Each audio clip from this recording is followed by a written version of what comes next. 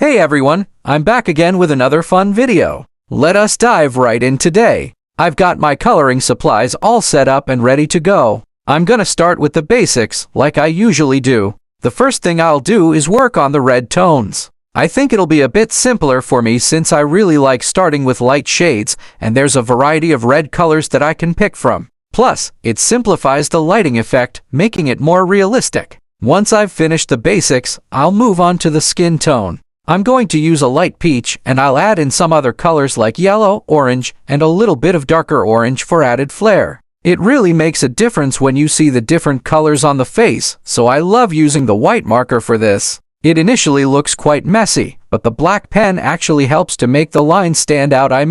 Just look at how it creates more contrast. After I finish with that, I go back and use loads of other markers, like the black, silver, and gold. I've got the gold just for highlights, like the eyes, and the silver for the mask and even the actual eye. You can see how it's super useful for adding those details, and it helps the overall design pop. Plus, if you enjoy this video and want to see more, go ahead and share it with others. And hey, if you think this has been helpful, don't forget to like, share, and possibly comment letting me know you found it useful. Thanks for watching, and see you next time in the world of my imagination.